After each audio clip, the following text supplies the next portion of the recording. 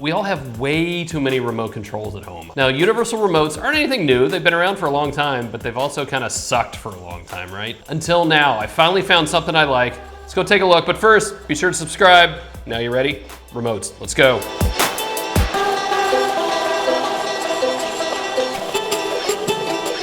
So let's start in the bedroom, as we always should. And in the bedroom, I'm using the Logitech Harmony Companion. So this one's $150, not inexpensive for a universal remote for sure. So this actually is probably my favorite design device that I've ever used. The design and the curves of this are beautiful. I love the way they did the Companion. It feels really good to hold. I actually kind of want it to be a phone. Try it, go to a store, you'll see exactly what I'm talking. Hello, yes, I'd like to, no, sell. Not buy, sell. It really is that comfortable. Feels great. Now, this is sort of just your typical remote control, right? It has buttons and it has buttons. There are no displays on it. There's no touch screen. It's relatively simple in that respect. But once you set it up with your phone, you can pretty much do whatever you want with these buttons. It's a remote control. You have numbers down on the bottom, which actually I never even use anymore since I've cut cable and don't change directly from a channel number to another channel number. The really cool thing up here though are the smart buttons. So I can control connected lights and connected outlets with the remote control, which is great, especially in the bedroom. Late at night, I want to turn the lights off, but I don't want to have to yell over to Alexa, "Hey Alexa, turn off all the lights." So I can just do it straight from the remote here. Super simple, love it. Now this one is not rechargeable. It does have a battery down on the bottom. And it's just one of those little button batteries. You can buy these anywhere, so that's helpful. I haven't actually changed it out yet, so it's lasted a while. But eventually, yes, I will have to change it. Again, $150, not cheap, but it works great. This is definitely the first one I would recommend you try. So this is the Herman Elite. This is what I've been using in the living room. And I tell you, I like it a lot out there for this reason, and this is what makes it so expensive. It has a touch screen. It has a display right here, and once you get it all set up, it will show all your devices right there on the touch screen.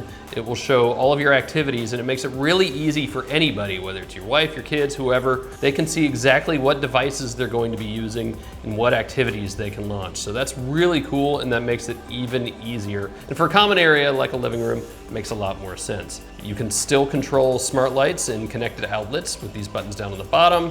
You have a D-pad, you have play, pause, all that stuff. But really, it's the addition of the touchscreen that makes this one a good chunk more expensive at $350. This is not a cheap remote control. So this one is rechargeable. It plugs into the base very simply, but it also makes it really easy to find the remote when it's in the charger. So good deal, and you just charge it when you need to.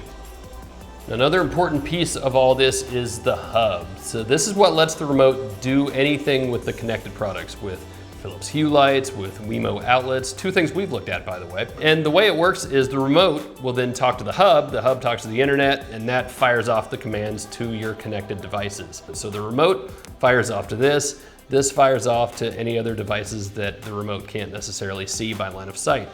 So setup is where universal remotes used to be a huge pain. I've done some really bad ones over the years, and even Logitech's previous generation was a little more difficult than I liked it to be. You had to plug it into a computer and do everything that way and then wait for it to sync. Well, now we have smartphones, and that pretty much takes care of everything here. It's all gonna be done on your phone, all through the Harmony app. You're gonna set up all your devices, you can add them manually, or it will pluck them out of your Wi-Fi and add them automatically, which is kind of cool.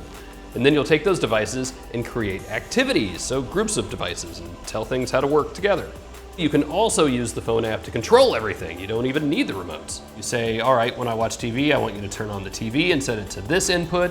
I want you to turn on the receiver or turn on a sound bar or whatever, and then turn on this other streaming box. Whatever devices you need, it'll set them up in the right order and then let you tweak things as needed. So my only real complaint here is that it's kind of slow. It's slow to sync, it's a little slow to log in, and the menus go really deep. There are a whole bunch of options and a whole bunch of different ways to change things, and every now and then I kind of forget where things are.